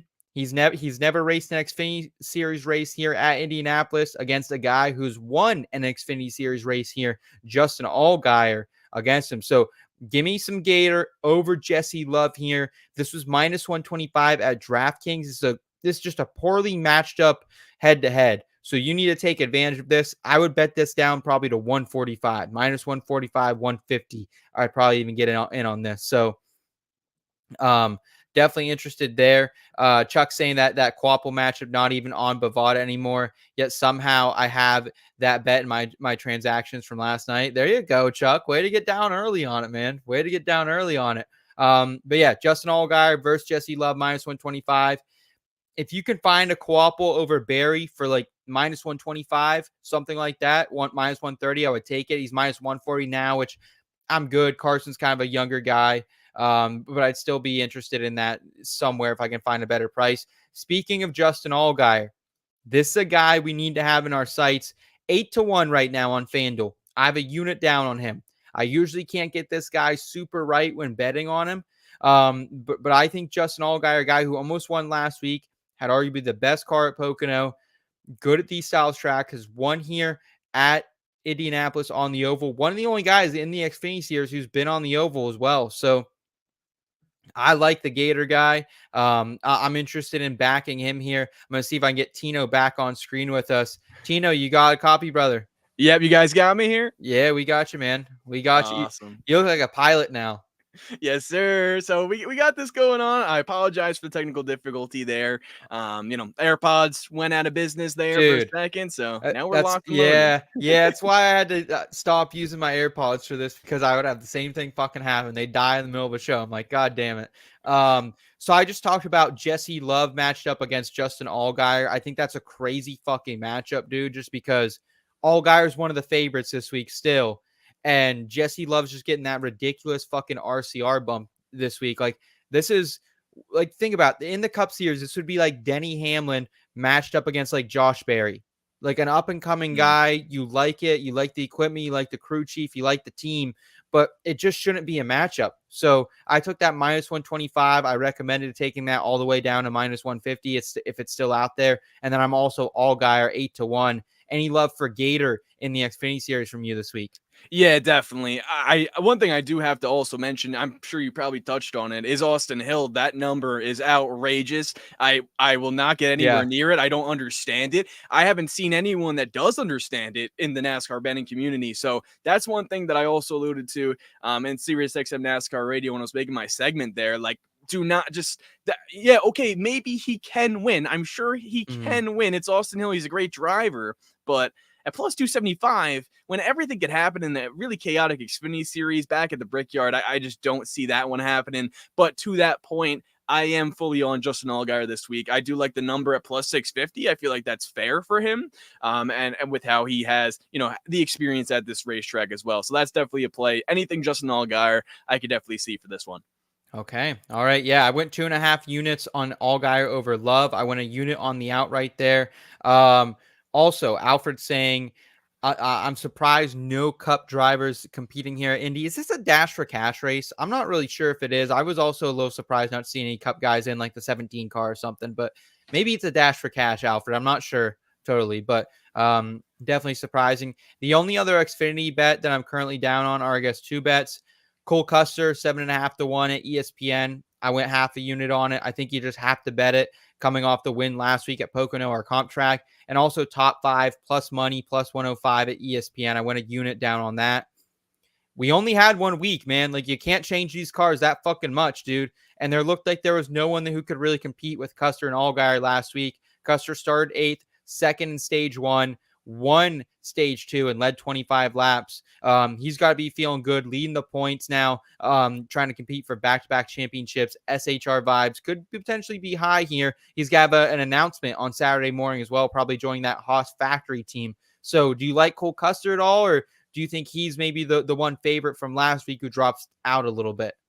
Well, I definitely see the signs there from that standpoint. Everything's kind of going in the right direction for him. I believe he's the points leader as well in the Xfinity series. So for him to now finally get that victory, huge weight off the shoulders. Like you said, probably going to Cup with that Haas team. So I could definitely see Cole Custer. I would choose Allgaier over Custer here.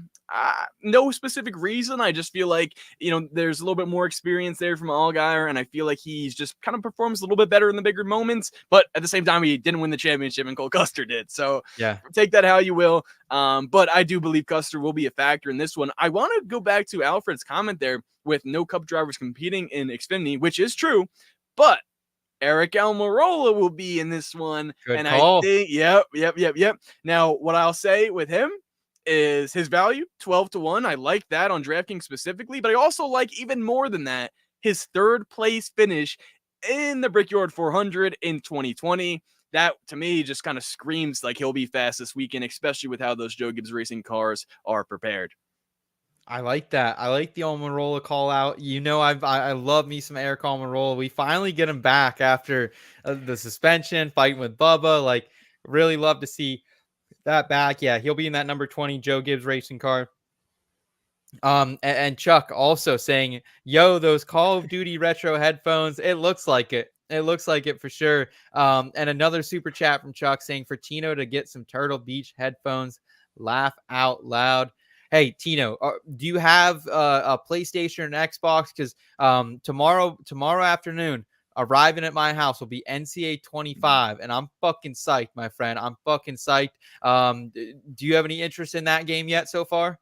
Oh, I have supreme interest in it. Once the show ends, I am keeping these headphones on, hopping on my Xbox, and competing in an online dynasty with my boys. I've already got the game. I've already did the pre-order. It's already in my house, right over there. I can see it, and I'm super excited for that. So yeah, college football 25 going to be great. Hey, we should do a little. Anyone in the chat want to do a dynasty? Yeah. Hop in the IBT guys and all the fam there. Anyone who wants to join, we could do that. I think that'd be a great thing. That'd be super fun. But yeah, I'm heavily invested. I got a bunch of online dynasties going out now, and who super excited. Teams? Who are your teams? I'm an Ohio State fan. I got my get the fuck out of here. No. Family business. My grandma's cousin won a national championship with them back in the day. Okay, but that's fair. And my dad grew up a fan. I'm a fan of them. I got a couple dynasties going now. Not sure who I'm going to pick with the boys. We'll see how that sort of turns out, but also rocking Coastal Carolina. Love the blue field they got there. So yeah, it's a great time. Love playing the games there. Madden, college football, anything in between, G3, everything like that. Fuck yeah. We got the NASCAR game coming out next year from Fantasy or what is it? iRacing. iRacing's making that game, so I'm excited about that as well. Chuck asking, how do we feel about Herbst over Kligerman? Where did Kligerman finish last week, Chuck? That would be my follow-up question for you. I feel like he was like a borderline top 10 car. I would expect Herbst to have a little more speed, but it's always fucking hard to back Riley Herbst. Like, let's be honest. Like, he should have the same speed Cole Custer does, but he just usually fucking doesn't. I also think his mind might be somewhere else a little bit, Tino, just because he's potentially up for a cup ride, Herbst somehow. Talked to Noah Gragson about it last week, and we put out a video on the channel. You can check that out. We did an interview with him and then Todd Gilliland about the move to Front Row Motorsports, and Gragson was very transparent with us, like more transparent than I thought a driver would be, about how that really kind of weighed on his mind when he was in the car a little bit. And like, I could potentially see something happening with Herbst there. So maybe, I don't know. I don't know if I would invest in Herbst there. Yeah, me neither. And I pulled up the results from last weekend. Parker Kligerman finished 8th. Riley Herbst finished in 11th. So if we're taking any consideration into that, I'd go Kligerman from there. And like you mentioned too, like Herbst is kind of a driver that more times for me has let me down more than made a profit. Yeah, agreed. Chuck also saying Herbst may be getting a cup ride at 23XI. That's what we're hearing. It might be him or Corey Heim that end up jumping in that Michael Jordan car. So we'll see what happens there. Very briefly, I want to talk Truck Series because I'm currently not down on anything. Odds kind of just got released earlier today.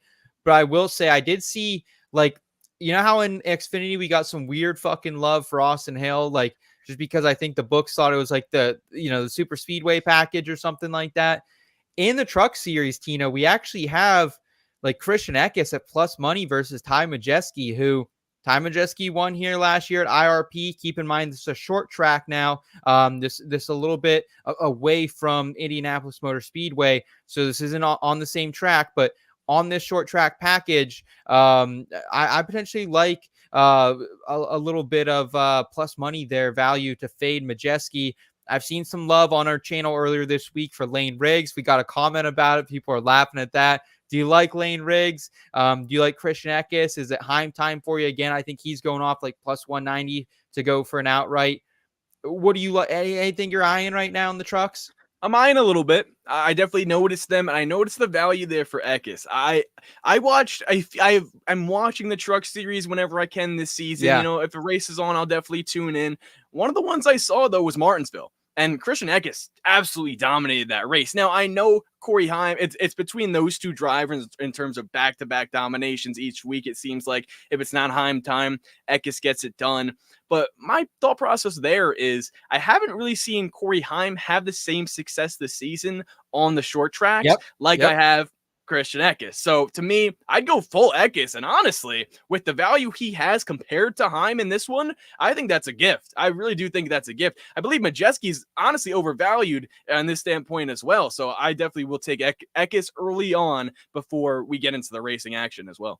Yeah, I'm with you there. I think you can even get like a close to even money top 5 on Ekis. So I think as a whole, us here at IBT, we're probably more invested than Ekis anything by the time that green flag drops on Friday. Make sure you guys are checking out my Betting Pros article tomorrow. I'll definitely have all my Cup or Truck Series bets in that, so you can check that out. Anything else from the trucks that you're really eyeing? Like, I'd love to get invested with Ross Chastain again. He hit that top 5 for us last week at Pocono, but we don't know if he's going to be able to make the qualifying and the practice here on Friday, with him also practicing in the Cup Series. So any love for Ross. I've also seen a lot of love out there for guys like William Sawalich, who will be back in the car this week. He had sixth place finish last season. Any love for Ross or Sawalich, anyone like that? I'm gonna stay off of Ross. Honestly, Seth, I'm really surprised he's racing in this truck race. Like, it seems like a hassle more than anything. Now, don't get me wrong, I love the guys that go out and compete, but I mean, you're talking about the Brickyard 400 and you're racing in the Truck Series and you gotta fly back and forth. I don't know. I mean, the race will be over before the Cup action starts, so maybe that's the standpoint there. But Ross doesn't really, with those things that we don't know about him, right? If he's not able to practice or qualify and stuff like that, that's going to be a huge detriment, I feel like. He is a talented driver, obviously Cup driver, racing in the Truck Series there. He should be able to get a top 10, top 5, but I don't like him to win outright. I feel like the other trucks and the guys that are competing just have an edge over, that vehicle Ross will be racing in. I do like Lane Riggs. I haven't seen, if there is any props out there for him, whether it's top 10, maybe even top 5. I believe there was an article I wrote for IBT earlier this season with Lane Riggs at North Wilkesboro. I thought him to be a potential winner. He finished in the top 3. So to me, I really like that there for Lane Riggs. I feel like he's getting better. He hasn't had much success this season. Might not have much sex either, honestly. I'm not having success saying that word, but I do feel like for him, a good short track racer there, we could see it happen. Yeah, he finished 3rd here last season in the Spire Motorsports number 7. And the year before, he was in one of those Friesen trucks out of the Toyota camp, the number 62, and finished 7th. So Lane Riggs, like, if you're going to get invested with him, this is probably the track to do it. Not too many races before the Truck Series playoff starts as well. Chuck saying you can get Ekis plus 110 or Majeski. I am probably going to bet that. So, Chuck, if you want to ride with me, I think Tino might be down on that as well. And also, like, wherever you can find for a top 3 for Majeski as well, or Ekis, excuse me, I would be interested in that. And even like Tino said, maybe hammering the outright a little bit as well.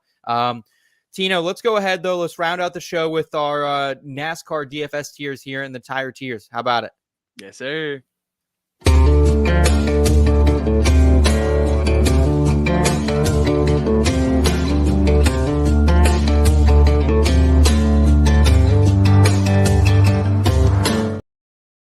All right, it's our tire tiers. It's our NASCAR Cup Series DFS rankings for the week. We'll also have an article out on the site tomorrow. Our guy Andrew Hughes penning that for the rest of the season, so we appreciate his services there. Denny Hamlin to me is the 101 here. Tino, would you argue anyone's above him? No, wouldn't argue Hamlin. I do know he's the favorite, and he's the favorite for the reason. I can't argue with him this week. Okay, who's that 102 spot? Because we have Kyle Larson coming in at DraftKings, just $200 cheaper than Hamlin. But I'd be on the other side that I would argue I like Ryan Blaney for 10,000 flat. Where do you stand, though?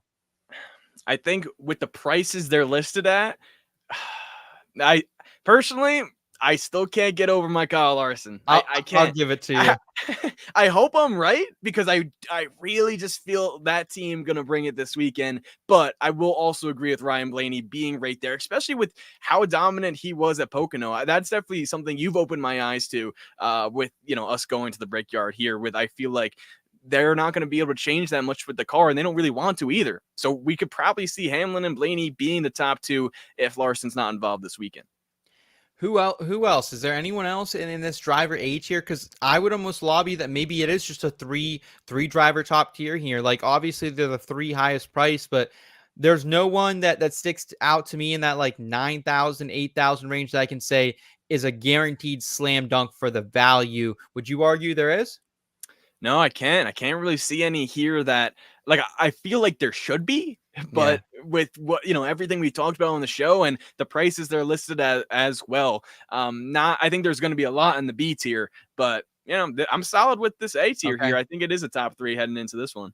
Okay. Any B pluses for you? Any high Bs that you would rank? The one that kind of sticks out for me, I mean, he's priced accordingly, 9,700 Chase Elliott, but this was a guy he was slicing and dicing through the field last week. Had an unfortunate pit stop that he ended up getting tagged for speeding, had to come back down pit road. We saw a couple different speeding penalties last week, but like realistically, Chase could have had a top 5, maybe even challenge Blaney for the win if he didn't get stuck in that. So any love for Chase Elliott here? Any of the other Hendrick boys in tier B? I know you liked big time Byron as well.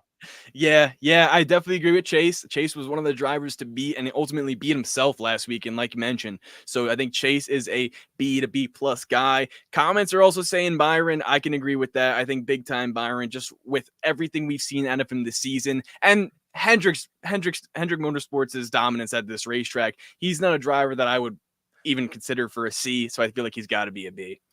Yeah, I like that call as well. I think just out of respect, we can throw probably at least the other two Joe Gibbs Racing cars here. Martin Truex Jr. I'm a little bit lower on him than I think I want to continue backing Chris Bell, getting in that camp. 9,500 feels like a good deal, but 9,200 for Martin Truex Jr., a guy you pointed out on the show earlier. Also in that next gen big flat track total speed rankings, number 2, looking at the Poconos from the last 3 years. So don't mind Martin Truex Jr. there as well. Any thoughts on those JGR guys or anyone else you value as a driver B here this week? One driver I do have my eye on is Tyler Reddick. I feel like Tyler Reddick could bring the heat here. I feel like this isn't a track where we necessarily would think, okay, this is a Tyler Reddick type of race, but we're strong at Pocono. I feel like he does better when there is higher speeds as well. Michigan, I feel like we haven't really seen much success out of him.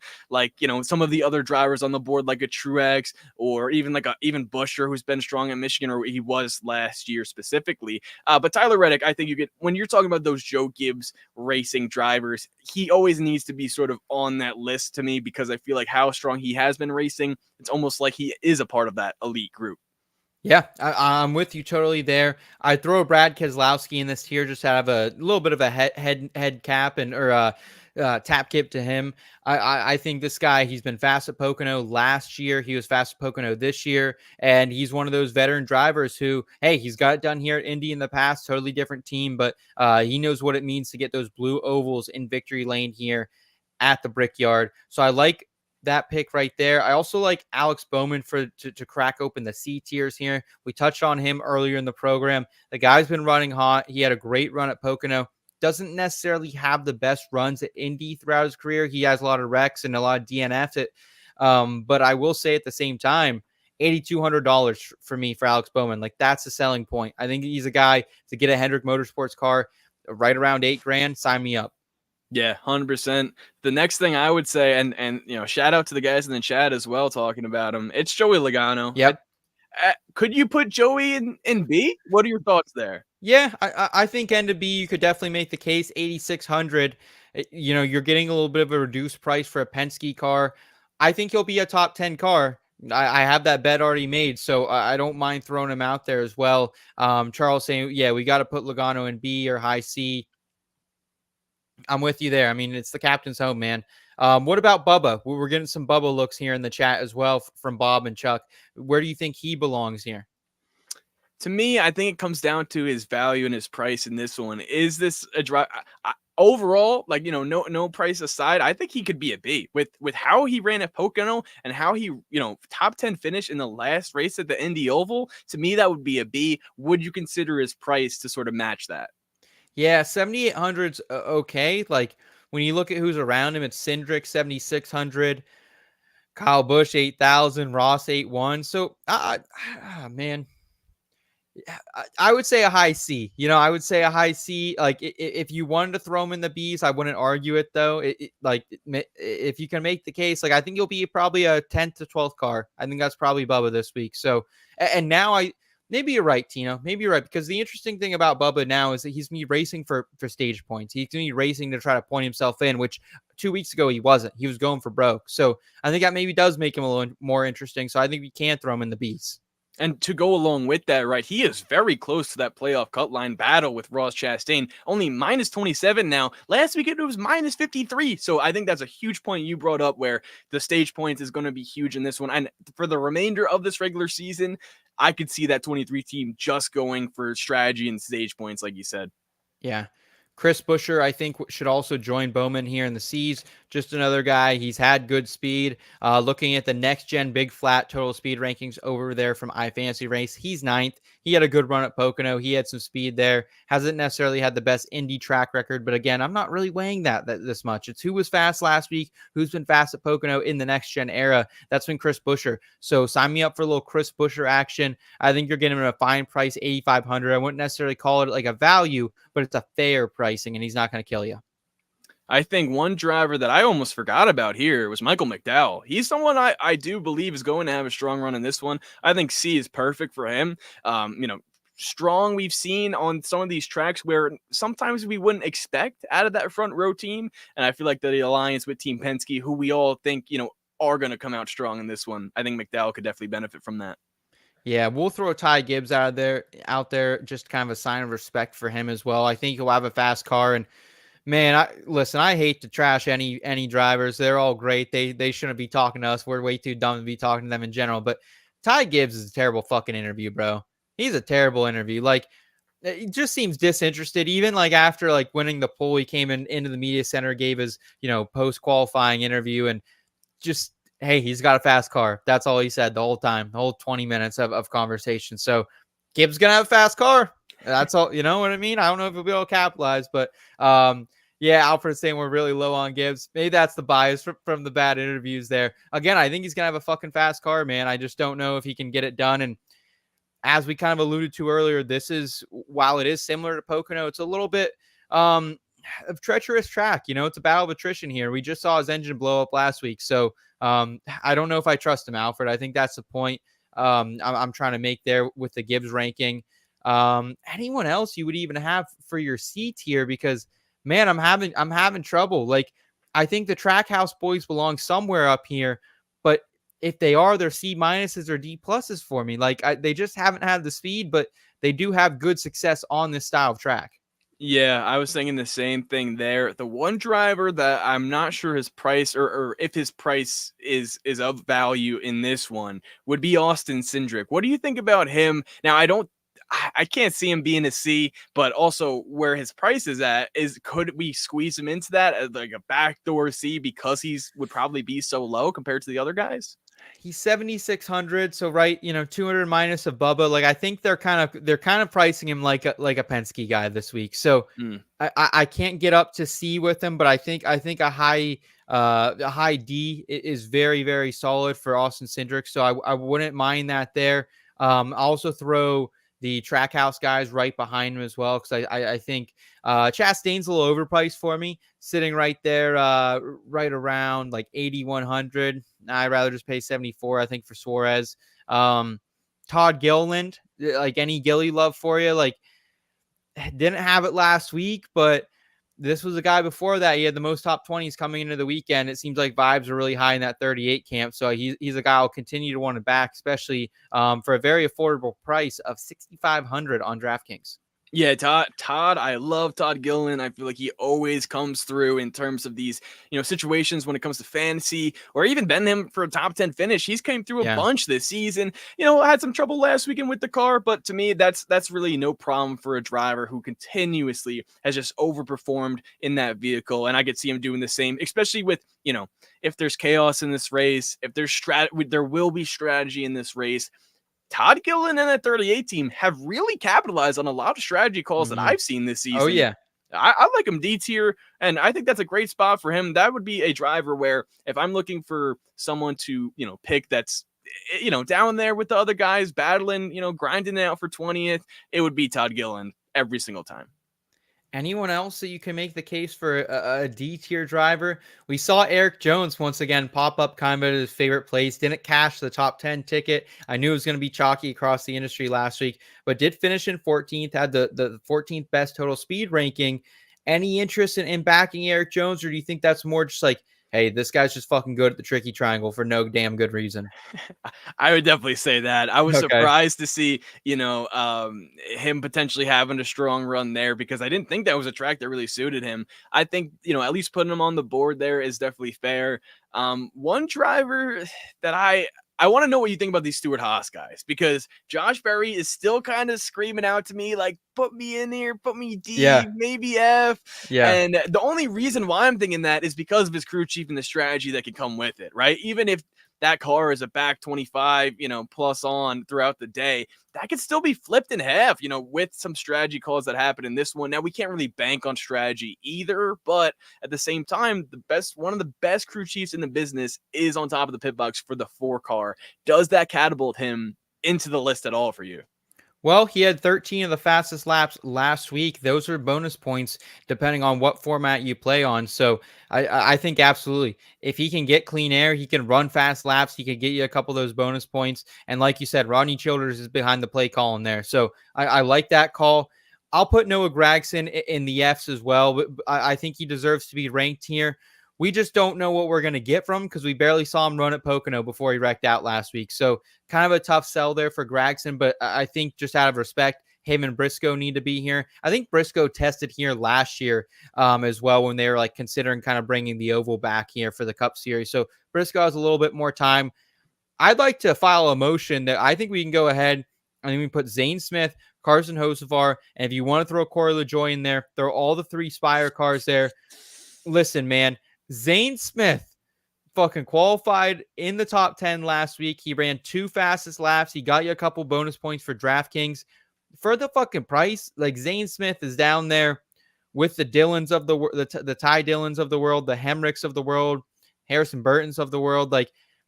He's the lowest I'm willing to go this week is Zane Smith, I think, in 5,600. So he's my favorite of these Spire guys. Hell, I'd put him, no, maybe not above Briscoe, but I do like him. I like Zane a lot this week. Carson Hocevar had a really nice run last week, and so did Corey LaJoie. Finally, like the first top 20 for him as well. I think Spire has something on these big intermediate tracks, so I don't mind ranking them here in Fs. Is there anyone you would remove from the tiers? A little Corey LaJoie hate coming from Tino here? No Corey LaJoie hate. No hate. I just feel like with how they've been racing this season, I think that those 2 other Spire Motorsports drivers are better than Corey. And Oh, I mean, it's honestly facts. Like we've yeah. seen Oh, yeah. they're better in I mean, I know Zane Smith is not better in the Zane standings. Smith almost fucking won a race at least, you know? Exactly. And Hocevar Yeah. has been better in the standings throughout the entire season.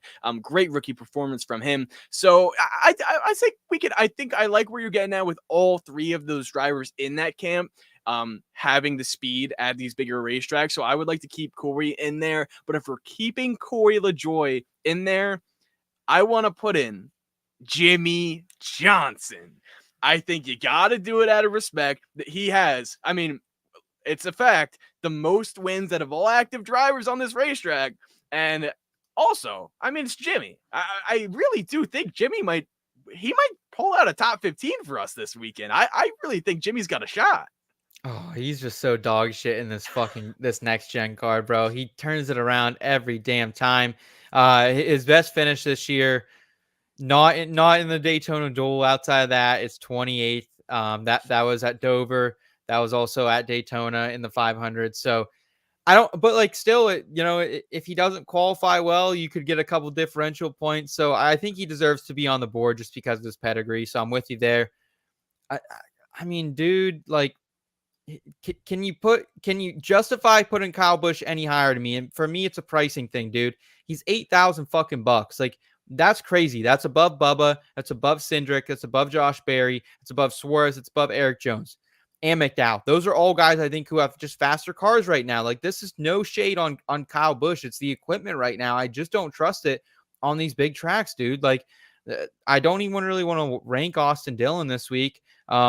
He's been kind of serviceable for fantasy the last couple weeks, 13th and 20 points. Do I have RCR too low?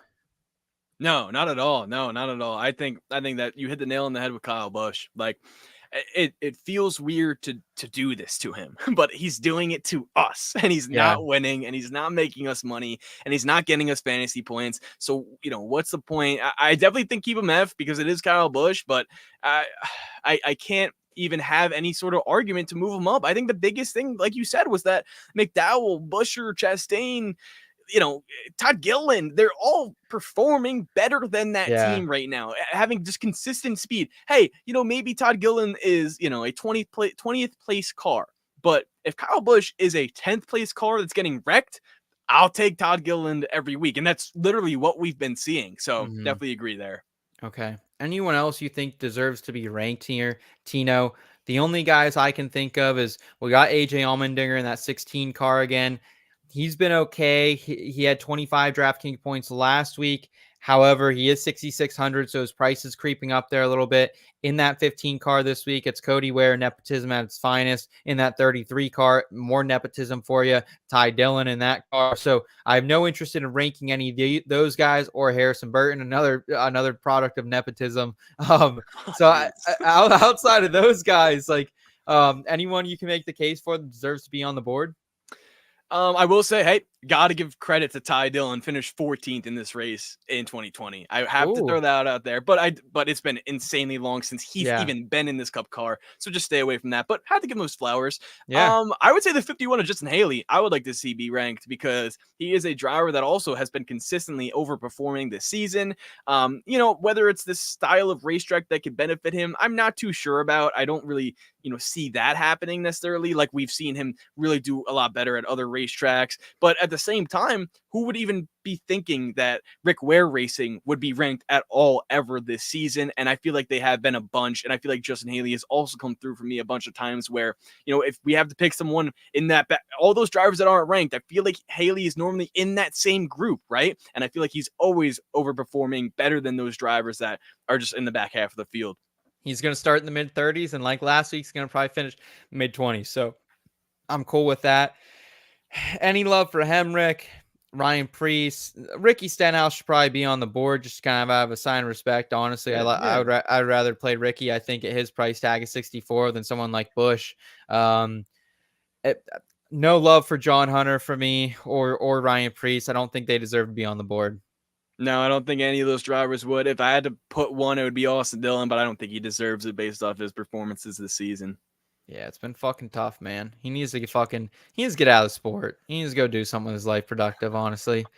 He needs to get upstairs. I think he'd be a great competition director or something there potentially.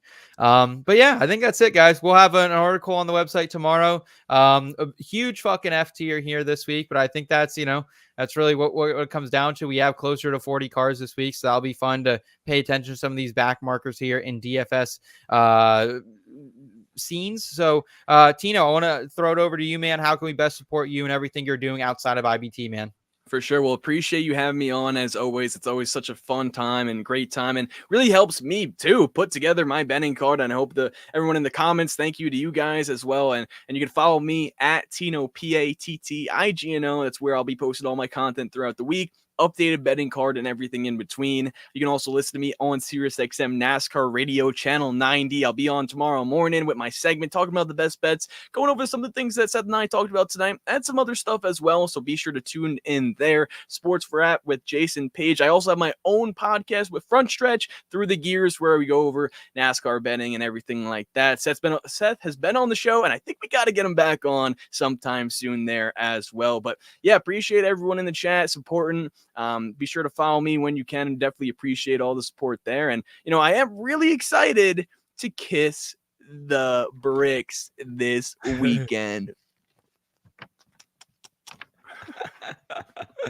Tino, I appreciate your energy and the props as always, my friend. Thank you for joining us, dude. Thank you very much for everyone who supports us here at IBT, whether that is our NASCAR, our PGA, or our NFL and entertainment content. We greatly can't say thank you guys enough. Kush saying, I love the jacket, Tino. Everybody does. He stays golden here at IBT.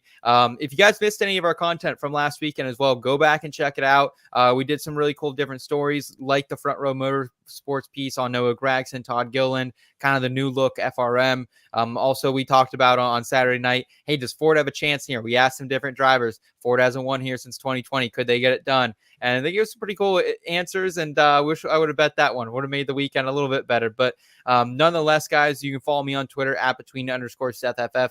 My full card will be out tomorrow at Betting Pros, bettingpros.com/NASCAR. You can check it out there. And we'll have a giveaway next week. So if you're listening to this show on the channel on Rewind, make sure you comment that you are subscribed, and we'll meet you in that. So, all right, guys, thanks so much for your time. We'll talk to you next week. Good luck at Indy. Until then, keep it in between. Thank you.